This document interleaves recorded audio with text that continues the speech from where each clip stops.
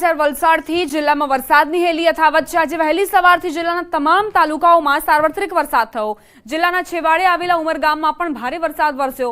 વહેલી સવારે વરસેલા ભારે વરસાદના કારણે શહેરના કેટલાક વિસ્તારોમાં રસ્તા પર પાણી ભરાયા હતા।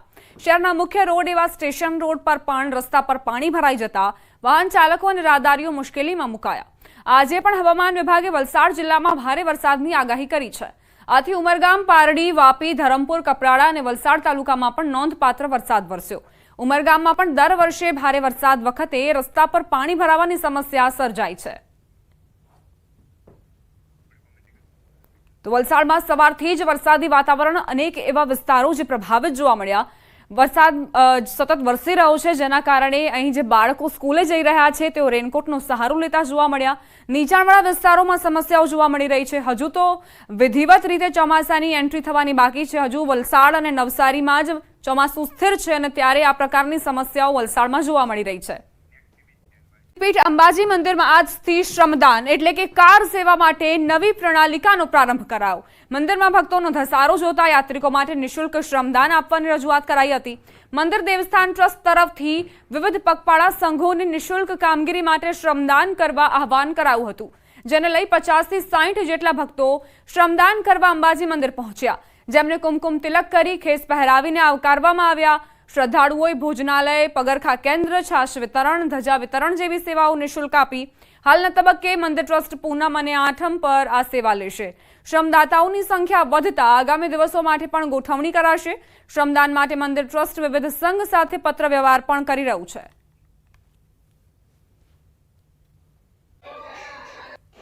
કાર સેવા કહેવાય પણ એના માટે અમે અહીંયા અમારા ગ્રુપ વતી અહીંયા આજે 50 થી 60 લોકો જોડાયા છીએ અને અમારી માફક બીજા પણ ભાવિક ભક્તો આ કાર સેવામાં જોડાય તેવો અમે સૌને માં જય અંબે અંબાજી તરફથી આહવાન કરીએ છીએ। અમને દેવસ્થાન ટ્રસ્ટ તરફથી જે પણ કામગીરી સોંપવામાં આવશે તે અમે નિષ્ઠાપૂર્વક ખૂબ જ સારી રીતે પૂર્ણ કરીશું। ઊંઝાથી જય અંબે ગ્રુપ છે એના ભાઈઓ બહેનો આજે માતાજીની સેવામાં આવ્યા છે અને આ પૂનમથી આપણા કાર્યની શરૂઆત કરી રહ્યા છીએ।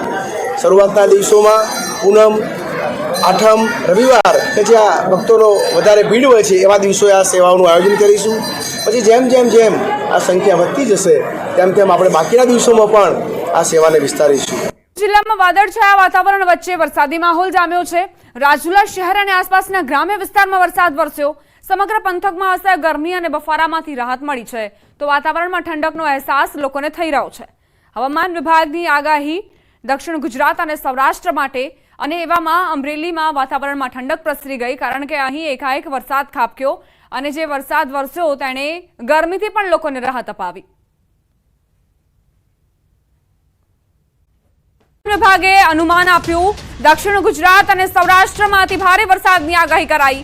આજે વલસાડ, દમણ, દાદરાનગર હવેલી વરસાદનું ઓરેન્જ એલર્ટ આપવામાં આવ્યું છે। તાપી, સુરત, ભરૂચ, નર્મદા, જૂનાગઢ, અમરેલી અને ભાવનગરમાં યલો એલર્ટ અપાયું।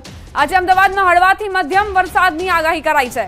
આવતીકાલે સુરત, ભરૂચ, વલસાડ, નવસારીમાં પડી શકે છે વરસાદ। નર્મદા, છોટાઉદેપુર, ભાવનગર, બોટાદ, ભાવનગરમાં અતિ ભારે વરસાદ પડી શકે છે।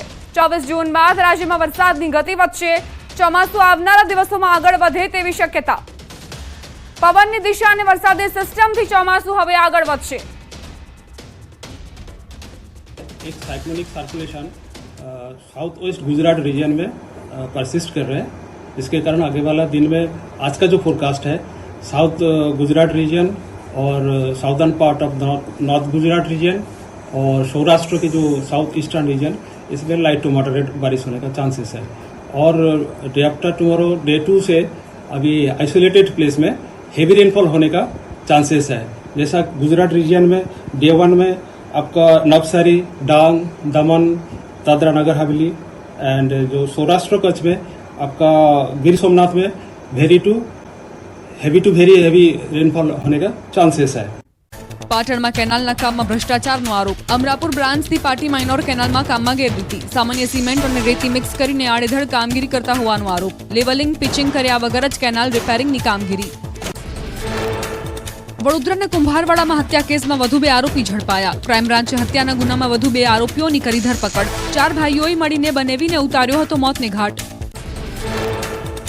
આરોપી મનસુખ સાગઠિયા પર કરોડો રૂપિયાનું કૌભાંડ કર્યાનો આરોપ. કૃતિ ઓનેલાના માલિક કેડી પટેલના આક્ષેપ. જમીન કપાત ન કરાવવાના તેમણે 1 કરોડ માંગ્યાનો આરોપ.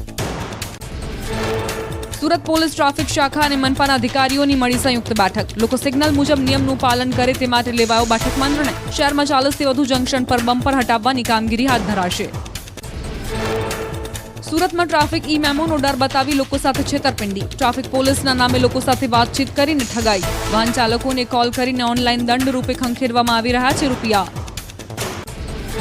ટ્રાફિક ડીસીપીએ જનતાને ઠગબાજોથી બચવા માટે જાગૃત કર્યા. ઈ મેમો વસૂલવા માટે સુરત ટ્રાફિક પોલીસ તરફથી કોઈ ફોન કોલ ન કરાતા હોવાની કરી સ્પષ્ટતા. દંડ વસૂલાતના ફોન આવે તો તાત્કાલિક 100 નંબર પર ફોન કરીને ફરિયાદ નોંધાવવા કરી અપીલ.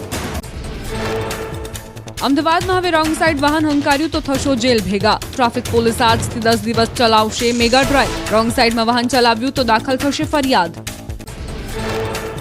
અમદાવાદમાં રોંગ સાઈડમાં વાહન ચલાવનાર સામે કાર્યવાહી શરૂ. ઘાટલોડિયા સહિતના વિસ્તારોમાં પોલીસે જોખમી ડ્રાઈવ કરનારાઓ સામે કરી હતી લાલાંક. 30 જૂન સુધી ચાલશે ટ્રાફિક પોલીસની મેગા ડ્રાઈવ. 22 થી 30 જૂન સુધી ચાલશે પોલીસની સ્પેશિયલ ડ્રાઈવ. છતાંય સરેઆમ સરકારી કર્મચારીઓ અને લોકો કરી રહ્યા છે નિયમોનો ભંગ. પેટ્રોલ અને હોસ્પિટલના બહાને લોકો શોધી રહ્યા છે છટકબારી. સુરતમાં એસએમસીના અધિકારીઓની દારૂ પાર્ટી. સિંગણપુર પોલીસે 5 આરોપીની કરી અટકાયત. કોર્પોરેશનની જગ્યામાં જ અધિકારીઓએ મહેફિલ માંડી. જાગૃત નાગરિકે રેડ પાડતા રંગે હાથ ઝડપાયા અધિકારીઓ. સુરતમાં એડવોકેટ મેહુલ બોગરાની મુશ્કેલી વધી. મેહુલ બોગરા સામે એફઆઈઆર રદ કરવા કરાઈ હતી પિટિશન. હાઈકોર્ટમાંથી પિટિશન રદ કરાઈ. જૂનાગઢના રાજકારણના મોટા સમાચાર. જવાહર ચાવડાએ સોશિયલ મીડિયા એકાઉન્ટ પરથી ભાજપનો સિમ્બોલ હટાવ્યો. અચાનક ભાજપની તમામ પોસ્ટ હટાવતા અનેક ચર્ચાઓ. જવાહર ચાવડા નવા જૂની કરવાના મૂડમાં હોય તેવી ચર્ચાએ જોર પકડ્યું. તમિલનાડુમાં ઝેરી દવા પીવાથી 34 લોકોના મોત થતા ભાજપ મેદાને. ત્રિચીમાં ભાજપના કાર્યકરોનો હલ્લાબોલ. ગેરકાયદેસર દારૂના ઉત્પાદન અને વેચાણને લઈને ભાજપનો વિરોધ. જવાહર ચાવડા નવા જૂની કરે તેવી શક્યતા. સોશિયલ મીડિયા એકાઉન્ટ પરથી ભાજપનો સિમ્બોલ હટાવ્યો. સત્તાવાર એકાઉન્ટ પરથી અચાનક પોસ્ટ હટાવતા અનેક ચર્ચાઓએ જોર પકડ્યો છે. ભાજપની તમામ પોસ્ટ દૂર કરવામાં આવી છે. જવાહર ચાવડા છેલ્લા ઘણા સમયથી ભાજપથી નારાજ હતા. ગત લોકસભા અને માણાવદર વિધાનસભાની પેટા ચૂંટણી જેમાં તેઓ નિષ્ક્રિય રહ્યા હતા. પૂર્વ મંત્રી જવાહર ચાવડાના નવા જૂની કરવાના એંધાણ. રાજકારણમાં અનેક ચર્ચાઓએ જોર પકડ્યું છે. નમસ્કાર, મનસુખભાઈ માંડવિયા.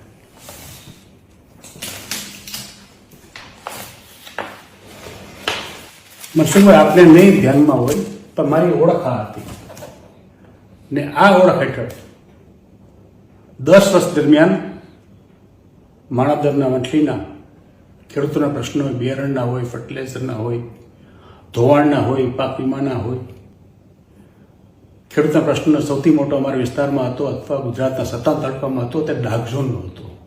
તે ડાર્ક ઝોનનું મુવમેન્ટ 3 વર્ષ સુધી ચલાવ્યું હતું. ડાર્ક ઝોન ઉઠાઈ હતો તે જુનાગઢ માટે 600 કરોડનું અભિયાન સરકાર પાસે પાછા લેવાના.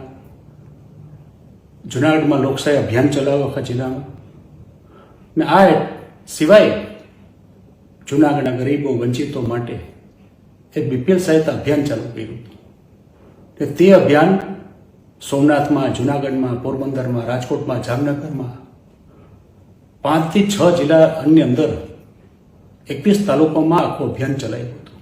ને તે હેઠળ 75,000 ઉપરાંત ગરીબોને બીપીએલના લાભ આપેલા હતા. આ મારું કામ હતું, આ મારી ઓળખ હતી. તેની ઉપર ભારતીય જનતા પાર્ટીએ પોતાની ઓળખ લગાડી દીધી. ને આટલી હિંમત, તાકાત કે તેવડ તમારામાં હોત તો ચૂંટણી પહેલાં કે ચૂંટણી દરમિયાન બોલવાની જરૂર હતી. આપનો આભારી, જવાહર ચાવડા. તરીકે પોતાની જાતને જોતો અથવા પાછળ ભાજપ લગાડતો હોય એ બધાય લોકોએ ભાજપનું કામ કરવું જોઈએ. છતાંય કોઈ રિહાણા મેં આગેવાનોએ કહ્યું શું કરશું, ત્યારે આગેવાનોએ કહ્યું કે લડી લેશું. તમે બધા લોકોએ લડી લીધું દોસ્તો. અને બીજું, તમે તમારું કામ પૂરું કરી દીધું છે. તમે અમને જનપ્રતિનિધિ બનાવી દીધા છે. હવે અમારી જવાબદારી શરૂ થાય છે. તો જવાહરભાઈ નારાજગી પોતાની બતાડી પણ છે. વિડીયો વાયરલ પણ મેં પણ સાંભળ્યો અને જોયો પણ ખરો. હવે પર્સનલ મેટર છે, કારણ કે આ ચૂંટણી દરમિયાન પણ અરવિંદ લાડાણી એના નામ ચોક ફરિયાદ કરી હતી, અને ત્યારે મને ઘણી ન્યૂઝ ચેનલમાંથી મારો ફોનો લીધો હતો. એટલે અરવિંદ મેદુ મારે આમાં શું કહેવાનું રહી, જે પોતે ઉમેદવાર જ એમ કહીશ કે ભાઈ મારી વિરુદ્ધમાં કામ કર્યું છે, કારણ કે એ માણાવદરના જ છે. એટલે આમાં પ્રતિક્રિયામાં પણ માત્ર જવાહરભાઈ નારાજગી છે એની તો જગ જાહેર કહી દીધું કે જે નારાજ છે. ને આ ચૂંટણી સમય દરમિયાન પણ જવાહરભાઈ ક્યાંય આવ્યા નહોતા અને દેખાણા પણ નહોતા.